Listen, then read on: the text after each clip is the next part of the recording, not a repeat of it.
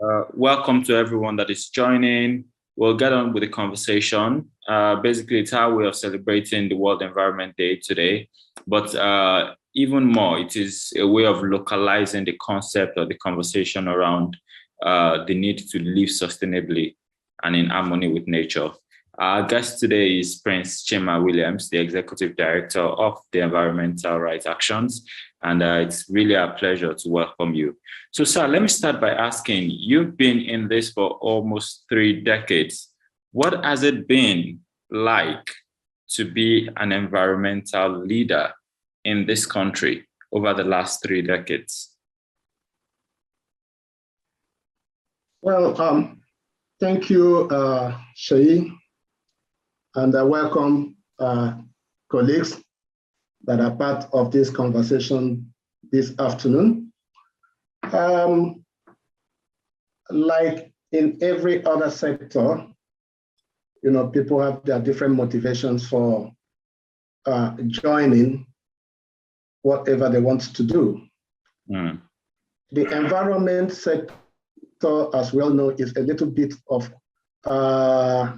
a very technical sector, and it is an aspect that many people don't find very fanciful to be involved in, because you need to understand the nitty-gritties, the imports, the essence of environmental defense and protection, which is not very fanciful because it puts you directly in contestation with the powers that be them at local, national, or international. And in terms of the operators, that are involved in environmental issues, that these are big names in both industry and in governance structures, and it takes possibly a lot of conviction to be involved in the sector. And I will say that for me, as I've always said it, I've always been lucky because my motivation came from associating with, some of the well-known names in the environmental justice movement from Nigeria. I said from Nigeria because their activities has impacted the world, not only Nigeria. When you talk of, people like Ken Saro-Wiwa of blessed memory, whom I tend to call Prophet Ken Saro-Wiwa. He is not celebrated only in Nigeria, but his actions and works, as in the environment sector. I know that he is known as a literary icon, but his work in the environment justice sector, it has transcended the realms of Nigeria. Absolutely. And these are people that, we knew and read about from a distance. But, the direct impact on me, people like Dr. Nimo Bassey, whom we call the living legend of the environmental justice movement, who has chaired the Friends of the Earth International, which is the global grassroots, environmental justice movement in the world. And he's been the first Black man, and the first African to chair that global network. And he is somebody that, I've worked with from 1992, thereabouts, when we came in contact from the Civil Liberties Organization till the formation of Environmental Rights Action Friends of the Earth Nigeria, which he led till he became the chair of the global, platform. And now I becoming the executive director of the organization that he founded, that's Environmental Rights Action Friends of the Earth Nigeria, which I volunteered for as a student. Then, interesting. And now being a member of the International Executive Committee of Friends of the Earth International, for which he had been the chairman. Okay, so I can only say that he had tutored me well and, presented me well, that where he had been, he had made the space for me to equally be there. Absolutely. Okay, so it takes. I'll come back to a bit of question about who you are mentoring. And then, of course, of course, I am talking about the motivation, which is the question you asked me. And of course, my elder brother, okay, because we transcended beyond comrades and friends. He took me like his younger brother, late Barrister Oronto Douglas, who trailed the blaze in the legal jurisprudence of environmental justice movement in Nigeria. And, was the person that honed me, in the student environmental justice movement, because he was my guide, direct guide. Okay, so people, if you are privileged to be associated either remotely or directly, remotely with somebody like late Ken Saro-Wiwa, whom you know that it is his passion for the environment and protection of his people's livelihoods that cost him his life, okay? And then people like Nimo Bassey, who is still doing the work for environmental justice and environmental protection of not only this country, of not only Africa, but projecting into the whole world, okay? And the light of late Oronto Douglas, I mean, if you have come in contact with this kind of persons and worked with them, I mean, you should be grateful to God, having been opportune to do that. So for that, I'm always very grateful to God Almighty, who has made it possible for me to have associated with these people, who has helped, project and hone out the spirit in me in terms of environmental justice movement. So in a way, the others, as in personal passion, personal commitment, and personal worldview of what it should be like to have justice and equity in every aspect of our life's operations, which is the personal motivation in joining the environmental justice movement in this country. I mean, it is really incredible. I'm just going to mute you because of the back. Sorry. It is really incredible. And I totally agree. And I can relate to what you say in terms of handholding of people that have sold out themselves for these issues. I've had the privilege of working with Reverend Nimo Bassey a few times. And I relate totally with what you're saying about him being a living legend, about the passion that he puts in, and about the commitment to see that other young people can easily fill his shoes when he's no longer here. We're blessed to still have him. We're blessed to be, learning from him every now and then.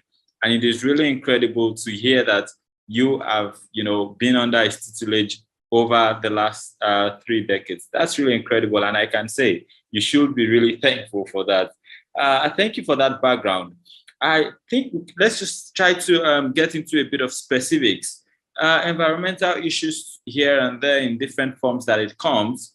But one of the things that I'd love to hear from experts, folks like you, is if you had to recommend to individuals tips or steps that they can take in order to appreciate the gift that nature is to us, in order to appreciate the fact that we have only one earth and we have to protect it at all costs. We have to put, people ahead of profits.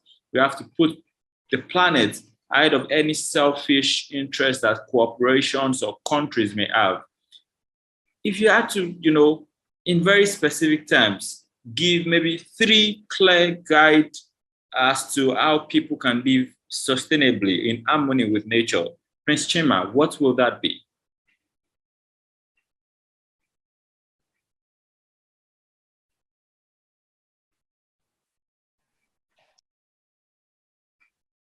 I'm still asking you to unmute. If you unmute, then we can hear you. Okay. Yes, great. Thank you.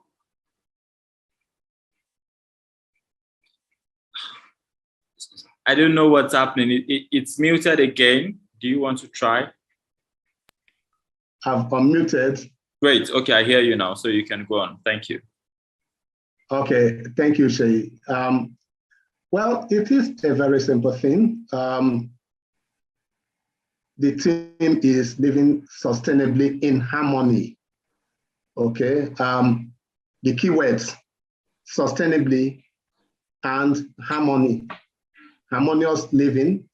Of course, we know that there are things that we do as humans, because even if we want to look at it from corporate entities, corporate behaviors, those corporate behaviors are driven by human beings. There is no corporation that exists in isolation of the alter egos, which are the human beings that drive the processes, that makes the decisions, that drive the focus of such corporations. So we are talking in terms of sustainability and in terms of harmony. Now, how can we live sustainably with nature? Okay, the key question is that first, what do we do to distract Mother Nature? And once you distract Mother Nature from having its full circle, then you are not going to live sustainably with nature, because there will be variance between your behavior and what Mother Nature, Mother Earth, will want to see. And when you destroy that circle of relationship, what you get is the fury of Mother Nature, Mother Earth. Okay? And this is where the theme of this year, World Environment Day, and then relating it to the fact that this was the first theme of the first Earth Day celebration in 1974. Okay? And where it began. So when you relate it, you see that things seems to be almost the same way it was when the first Earth Day was celebrated. Of course, the Earth Day, which is the origin of World Environment Day, started, in 1972. That is why this 2022 is the 50th year of World Environment Day that started as World Earth Day. Now, what are the things that we should do?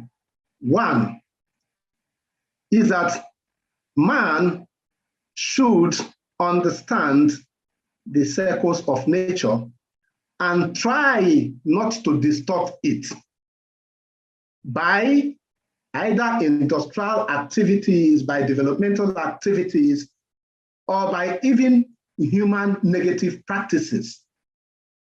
Okay, so how do I mean and what do I mean? Industrially, we see in the quest of profit making, we destroy nature. Because for the multinationals in Nigeria, I always like driving down my points home, where we can understand and see things for ourselves.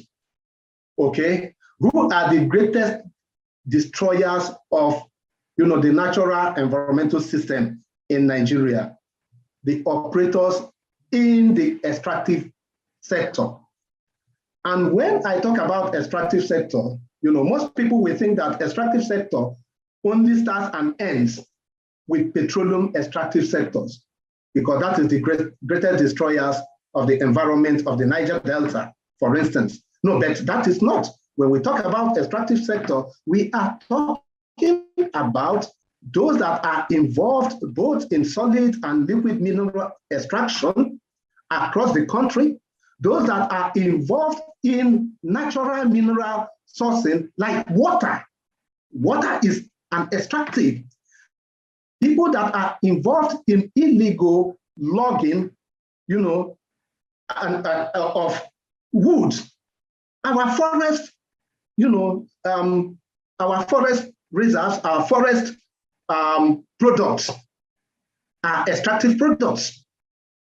Okay, those that are involved in land grabbing and land degradation, they are equally involved in extractions, because why do they take our land forcefully for whatever purpose they want to use it for? Okay, so it is a holistic thing. Once you degrade the environment in one way or the other, either you call it for industrialization or for development, you are a contributor to the distortion of Mother Nature's cycle. And in that case, you do not use the environment sustainably. And if you do not use the environment sustainably, you can never live in harmony with the environment. Okay? So, which means that you are the core of 2022, theme and slogan for World Environment Day 2022. Now, the second aspect, when you look at all this, you now narrow down to those that put profit ahead of the environment and the human life.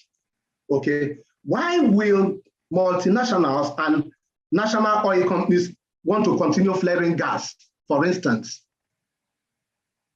in a country like Nigeria, where the cost of domestic gas is astronomical, so high that even many households cannot afford to buy it, yet you are burning it, wasting it, and then creating environmental hazard and havoc and destroying, citizens' source of livelihood and creating health problems for them, which now in turn impacts on their economic well-being.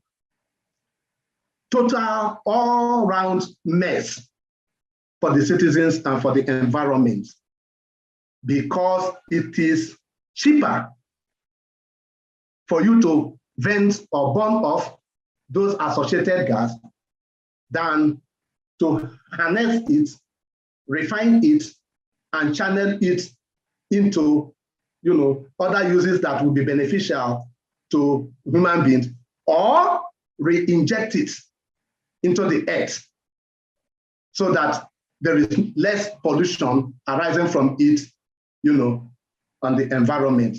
So simply putting profit before humans and the environment, that you are being addressed by 2022 World Environment Day theme and slogan. Are you living in harmony? Are you planning to live sustainably with the environment, to be in harmony with the environment?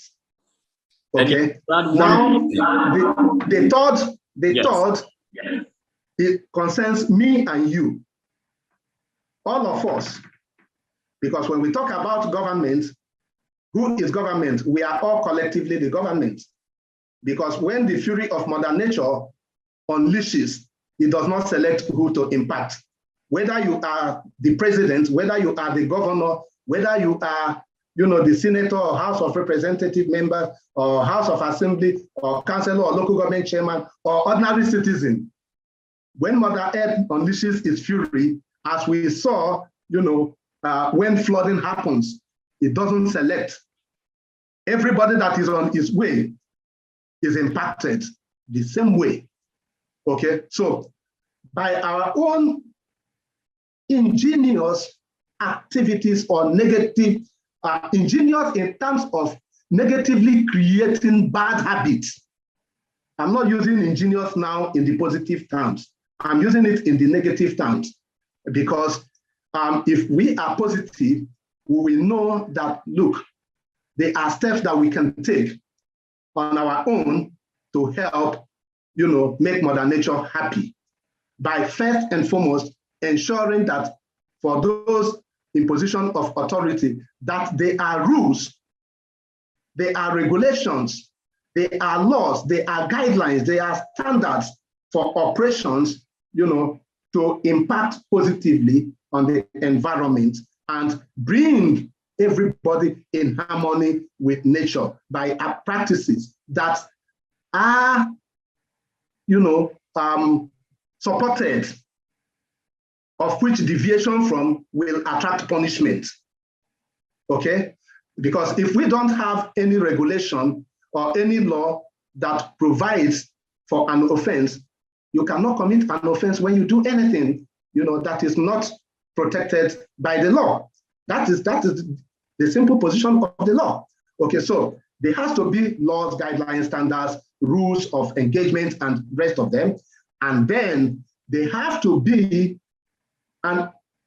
institutions that are in place, agencies of government to enforce those rules and regulations. Okay, and not the type that we are having in most parts of, our years in this country, where we always talk about regulatory capture, where the regulated, becomes the regulator, because, the supposed to be regulated will be the ones that will provide the facilities for their regulators to go and regulate them. Then you will always already know what the outcome will be. And then, of course, lastly, we the citizens, a docile citizenry will only attract a docile government. There are no two ways about it. No government all over the world, on their own wants to do all the good things that citizens want, except the citizens on their own are vigilant. So in this case, vigilance of citizens will be that we as citizens must do that which we ought to do. We have to start by protecting our own environment, by doing the necessary things like gathering our waste, and putting them in the proper places so that they do not block, the ways, possibly waterways, that will now lead to flooding, for instance, or dump them in places where they can cause health hazards. Okay, so that he who comes to equity must come with clean hands. So we as citizens have to play our own part so that when we begin to shout, name and shame our government officials who refuses to do the needful to protect us, we will be taken serious. Absolutely. Thank you. Thank you indeed. We're just 1 hour down with the conversation. I have a few more questions, about 3 other questions for you before we call you to wrap. I just want to say thanks to everyone that has joined, Adenike Adetiran, Erogbogbo, and Suwesi Koma of the Angel Support Foundation. Great. So yes, we had, you shared your thoughts, practical thoughts, I must say, and I should also thank you. 3 very practical things that we can do when it comes to living in harmony with nature. The first was about understanding that there is a circle of nature that we should not distort, even in our quest for making profits. Also making an explanation around the extractive sectors and helping us to see it beyond what we think. Before, we would only think it is oil and those who mine gold. But you would help us see that even in terms of things as basic as water and the trees that are being felled, these are all extractive industries. The second point is the fact that we must not put profit ahead of the planet. Even if it could seem like the cheaper thing to do on the short run, we must demand that companies do the right thing. And the third was that there must be regulatory structures to check environmental responsibilities, even among people, not just the government, but even people, and see that we can adopt some sort of positive, ingenious practices to see that we are responsible and appreciate the fact that we have only one Earth and it is up to us to protect it. The second question I want to ask you, sir, quite similar to what you've explained, but I think this is a lot more going to speak to the work you have been doing as, CSOs, NGOs, doing with NGOs or as civil society groups or non-governmental stakeholders. And the question is this: what can CSOs do better to see that we develop that connection with nature? So, like you said earlier, there's a need for people to know about these problems, but we do not know about it except we are taught, except we learn about it. So in terms of CSOs, non-governmental stakeholders, what are the things you think that they need to do to get a lot more people to appreciate the need to be in harmony with nature and to live sustainably?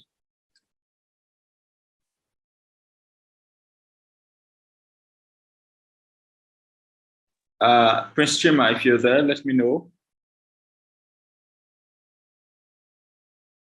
Let's see. Hopefully, we'll join in a bit. Could be his network, but I should also use that moment.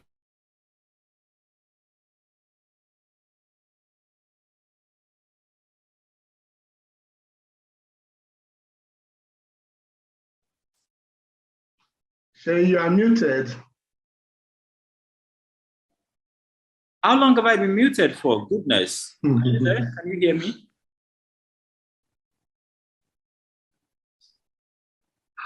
Prince CHIMA, can you hear me? I can hear you now, but I lost you for like 2 minutes. Oh, goodness. I've been speaking all along, but yes, thanks. I was just saying thanks to everyone that has joined, and I posed my second question to you, which is basically, I wanted to know your thoughts that what can non-governmental people, when it comes to stakeholders, CSOs, NGOs, faith-based organizations, what have you, what can they do to see that we develop a lot more connection with nature, or to see that people can develop connections with nature? What do you think can be done? Yeah. Thank you very much, Shay. You see, who are civil society actors? For me, simply, these are the bridges between, if you like, those in policy-making spaces and those that are the recipients of the policies that are made by the government actors, which are the citizens. And civil society actors are people that more easily and quickly relate with the ordinary citizens of every country, because they are supposed to be at every nook and cranny of the civil populace and interacting with the civil populace in a more understandable and appreciative way, okay? Because the policymakers, majority of them are politicians, and politics will always be politics. The civil society actors are those that are supposed to be relating with the people, at their own terms, in the language they understand, and in practices that is known, understandable, and appreciative by them. So in this instance, what are the civil society actors supposed to be doing in terms of bringing the understanding of the relationship between the citizens and nature, Mother Earth, their environment? Because it's only when you understand the synergy, the relationship between you and the other, that you can now begin to appreciate, if you are told, some of the things that hitherto you were not aware that you are supposed to do to maintain that relationship. So the beginning will be, of course, you cannot give what you don't have. That is number one. So whether you are a faith-based organization, whether you are a non-governmental organization, whether you are, transparency and accountability, organization, whether you are environment focused, you must first, as an organization and as the individuals populating such organization, understand, equally your own relationship with the environment, okay? And then appreciate the fact that whatever right that you want to preach to be protected, environmental rights is the superstructure upon which every other right stands. So that understanding must be there by the civil society groups that want to propagate, and then we want to see what they should do, what they should be doing. Okay, because if you do not understand that, you cannot preach it to another person. That is number one point. Okay, if we do understand it, what are supposed to be our duties? Our duties are to be the bridge, to bridge the gap between those that make the policies and those that, receive the policies that are made in terms of adherence to the policies, regulations, laws that are made, which are the citizens. So it is our duty first to enlighten the people, the civil populace, of the existence of their rights to a healthy, protected environment that is conducive for their development, which is the provision as protected or provided for by the African Charter on Human and People's Rights, which have been domesticated in Nigeria and have already been accepted by judicial pronouncement. In the case of, I think Ganefa Wemi against Sani Abacha. Okay, those rights. And of course, the rights as provided for under Chapter 2, Section 20, precisely, of Chapter 2 of the Nigerian Constitution,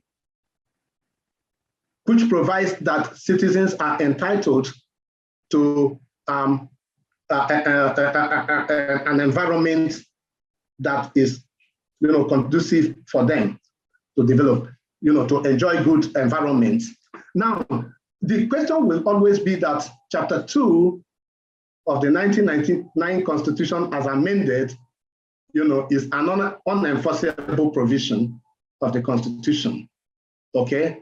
But we have seen, we have used that Chapter 2 and married it with Chapter 4 to get a judgment that has declared that provision enforceable. Because you cannot enjoy any right if you are not alive, okay? And so every provision of the Constitution, every right that is provided for under the Nigerian Constitution, be it under Chapter 2 or under Chapter 4, if you marry them together and see the connection and the nexus between the two provisions in terms of protection of the right to life and dignity of the human person, then you can have an actionable case.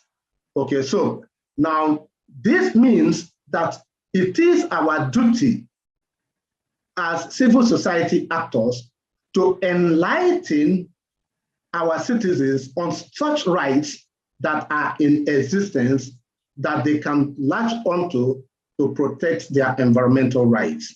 That is one. Two, when you teach them that there is in existence such rights, so what next do they do with it? Because if you teach them and then there is no way for them to try to see whether what you have said is correct or not, then it becomes storytelling. Okay? And for us, we do not believe in storytelling. We believe in practicalizing what we say so that we can all collectively test the veracity or otherwise of the message that we've given. So in this, as we have done in the case of John Agbemre against Shell, we have said, we have told the communities of Iwerikan and other communities in the Niger Delta that, look, gas flaring is against the provisions of the Nigerian Constitution. Okay? And then we had to test it in court, whether we are right or not wrong. And we tested it, and the court agreed with us that we are right. And the court made an order that gas flaring is illegal for violating the constitutional rights to life and dignity of the human person as provided for by the Nigerian Constitution. Okay, so, which means what we have preached, what we have enlightened, what we have educated the people is the correct position of the law. So citizens can latch onto that, to demand for the protection of their rights. Absolutely. Okay, so now, at the other side of it is that it is equally the duty of civil society actors to engage governments, okay, and enlighten them too, because most of our politicians, whether they are lawmakers or they are policymakers, do not understand all the issues. And as lawyers, Lord Denning said, God forbid that a lawyer should know everything. So God forbid that a legislator should know everything. Because if a legislator knows everything, there will be no room for legislative aids, for instance. So if Mr. President is all-knowing, if he knows everything, there will be no need for him to appoint ministers or special advisors.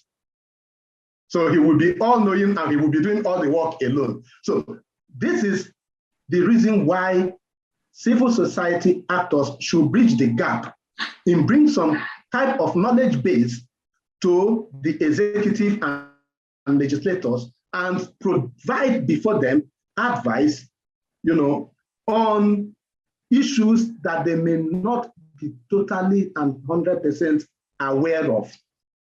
Because after all, governance is supposed to be for the good of everybody. So it is not a competition. So civil society actors should not see themselves as competitors with policymakers or the executive or government officials. No, we are not competitors.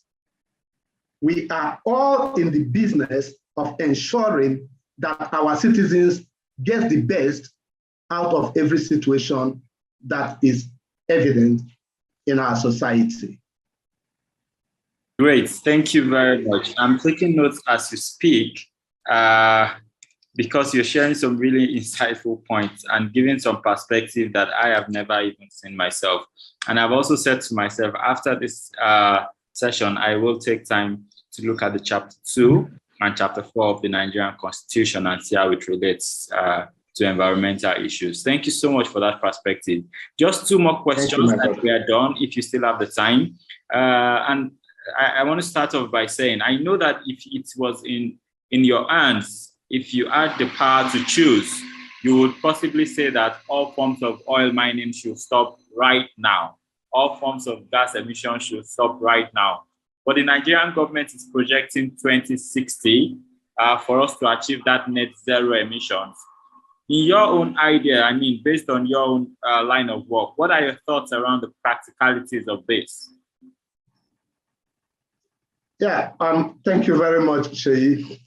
You see, when it comes to the government pronouncements, on oil extraction issues in Nigeria, it creates bags of mixed feelings.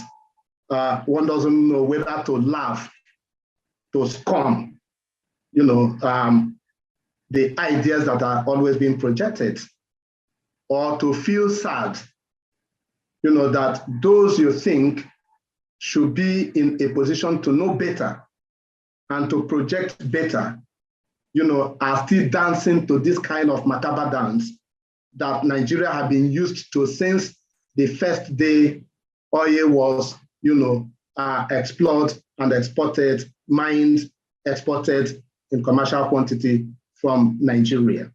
The point here is this. 2060 will come and we'll hear another story. There are no two ways about it. Okay? Because if, honestly, for me as a person, I thought that this government, would have been the most serious about, oil business in Nigeria. In terms of going back into time in history, that it was at the time of President Muhammadu Buhari as military head of state that the first real step towards, for instance, ending the practice of gas flaring was started in this country when the Associated Gas Reinjection Act, as we call it now, was passed by the military decree, that ordered the companies flaring gas to reinject those gases into the earth as a way of, preserving our environment and preserving citizens' livelihood sources and health and rest of them, and only made an exception through the statutory legislation. One, I think of 1984, whatever, that provided steps and conditions that will be present before gas can be flared. And, the steps that this government had taken in terms of the pronouncement of Mr. President at Marrakesh, during the COP that took place at Marrakesh. 23 or so? Yeah, 2016, thereabouts, yes. In Morocco, where Mr. President promised that his administration will do everything within its power to ensure that gas flaring ended, I think then by 2020, until the World Bank said 2030. The Nigerian government joined the 2030 bandwagon, and now to 2060. By 2060, this administration would have been so many years gone. And we don't know who is going to take over from Mr. President in next year, after next year's general election. By May 2023, another government will be formed. Even though we know that government is a continuum, but it depends on the idiosyncrasies of those that are leading the government, to direct their focus. And when we talk about net zero, this is, for me, the most unsettling issue. Though, what is net zero? Net zero, as we have come to read about them, is just mere algorithms of numbers that is churned out by the market forces, by those that are involved in the extractive activities themselves, by those that are involved in the negative practices. And all they are talking about net zero, net zero, net zero, net zero to net what? From where is that net zero? Net zero on what? Zero on what? Okay? Zero on what? So what are the practices that we bring about net zero? What is the target of net zero? What is the end goal of net zero? What are the mechanisms of achieving net zero? Have they been explained? Beyond mentioning net zero, target net zero, target net zero. For every targeted end result, there are steps to attaining them. So what are the steps that are outlined that will practically remove the problems that are in existence today? Okay? So that we can talk about net zero and what it means. So as you rightly observed, for us, we believe that the best net zero the world can give to us is to leave the oil in the ground, in the soil. Leave it in the ground. Leave the coal, okay? Leave all of them, because nature has provided other alternatives, which we have to define and redefine how to harness them without hurting the environment. Is it wrong, to extract from what nature has given to us? The answer is no. It's not that it is wrong, but the problem is how that extraction is done, how harnessing those resources are championed. In harnessing those resources, do we preserve and protect the source of those resources, or do we further destroy the source of those resources that tomorrow we will not see, the base to harness again? So these are the questions.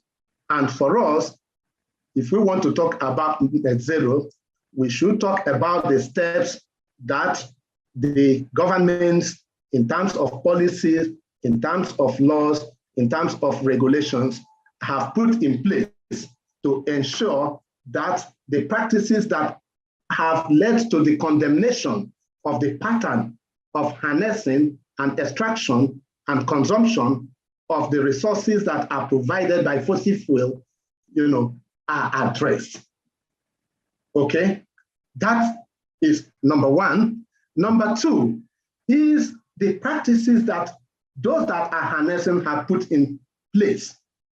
Are we going to be talking about net zero when in Nigeria, the multinational oil companies are now running away from where they have destroyed onshore in the name of divestment, and running away and going to invest deep offshore where nobody is watching what they are doing, so that they will finish up the destructions they have started, and they have not addressed the destruction they've caused, and then they are running away. Is that the type of net zero that we'll be talking about?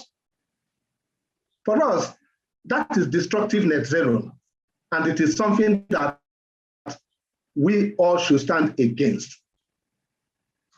First, show us that you are interested in protecting, preserving, developing the environment by cleaning up the mess you've already created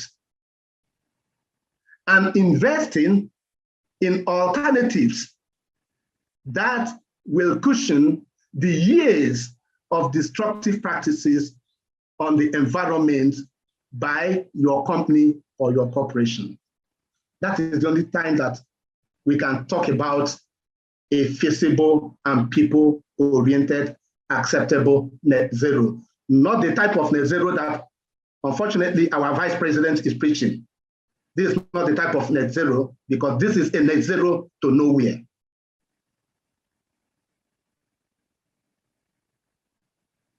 Great, thank you. A net zero to nowhere, and that's really what we see.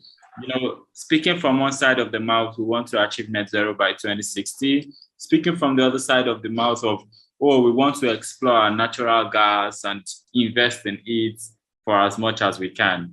So, there's a lot of inconsistency with what the same government is saying. The last question I want to ask, but just before I ask that, I want to say again, thank you so much for your time, Prince CHIMA Williams, for the thoughts and how you've been provoking us to see things in the right way. How you've also been helping us to see that it is pretty simple to live in harmony and sustainably with nature. So the last question that I want to ask you is, do you think that in the nearest future, it is possible to have a Niger Delta, where all this oil activities that has been done in the very wrong way will be all addressed, and we can say this is a renewed system where we sort of have dependency on other forms of energy, and we don't have to explore oil the way it is right now. Do you think that future is possible for Nigeria? Well, Shay, for me, I am a highly optimistic Nigerian, and I believe that everything good is possible. It depends on our attitude. It depends on those that are at the driver's seat. It depends on our collective resolve as a people. Because one is that whatever you get in any society is dependent on the attitude of the citizens.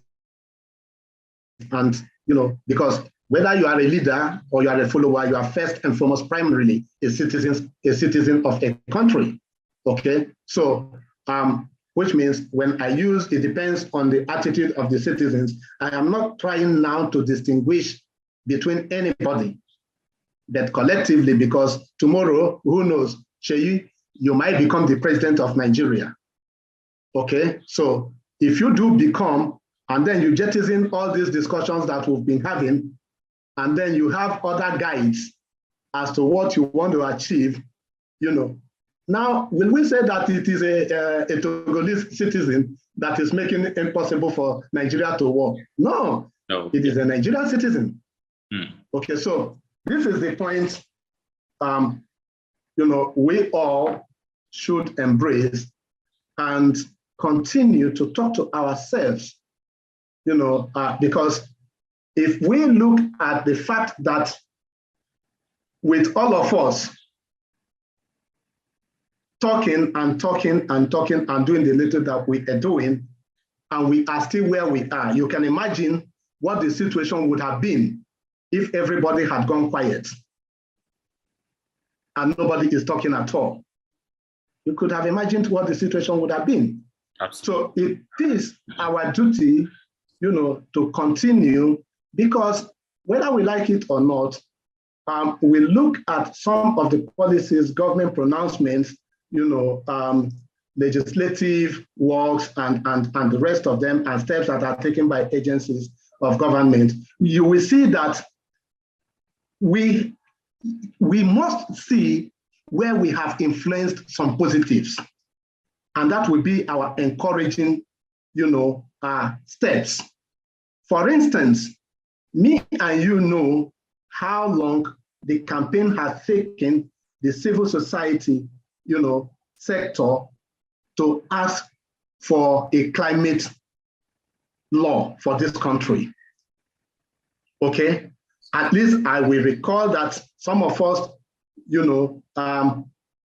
worked on the National Assembly or worked with the National Assembly from 2008. Okay, to talk about climate change law in this country. And today we have it. Whether it is at force 100% with what we requested for or not, the point is that we have a climate change law for the Federation today. And that should encourage us that if we push and work together and continue to encourage where we need to encourage and continue to bash, because for me, as they say in politics, there is no permanent friend, there is no permanent enemy, but permanent interest. Right. I think we at the civil society platform should equally adopt that. No permanent friend, no permanent enemy, but permanent interest. And what is our interest? Our interest is to protect the rights of Nigerian citizens. And whoever does that is our friend. And whoever goes against that is our enemy. We should adopt that. Awesome. And that will be it for me. And I will adopt that. I know Olumide too will adopt that. Thank you so much. Let me see if there's anyone who wants to share any thoughts. Teresa Utomi, Rukayat Odebi, Adenike, Olumide, if you want to say something before we call it a wrap, We're just 5 minutes out. So if you want to say anything, just unmute your device and speak. If you have anything to say, please. Hello, Shay. Yes, Olumide. Yeah, thank you very much. Actually, I don't have anything to say. I just want to say a big thank you to Mr. Prince for that wonderful closing thoughts. And I also want to appreciate everybody that joined us today for coming. And for those that were able to watch or join us, we're going to share this accordingly as well. Thank you so much, Shay. It's my pleasure, Olumide. And I know it's a very busy day for you. I know you are in between stuff. Thanks for joining and for making this happen. Prince CHIMA Williams, I've taken a lot of notes. I will possibly write an article from this conversation we've had, and it's going to significantly shape the work that I do also as an environmentalist. I just want to say thank you indeed from the bottom of my heart for these thoughts, for this interesting chat. And you can be proud. You know, when you started, you talked about Douglas, Mombasi, Ken, and all other people that had mentored you. You can be glad to see that you have a mentor, a mentee in me. And I really would hope that we stay in touch even after now. Thank you so much. Thank you, Shay, for great moderation and facilitation and a lot of understanding of the issues through the questions that were asked. And Olumide, thank you very much for setting up this conversation. I can only encourage you to continue in this line, and let's continue to enlighten and educate ourselves and partner together in bridging the gap between the government and the people of Nigeria, so that at the end of the day, we are all champions together for a great environment that is conducive for our not only enjoyment, but for a good living condition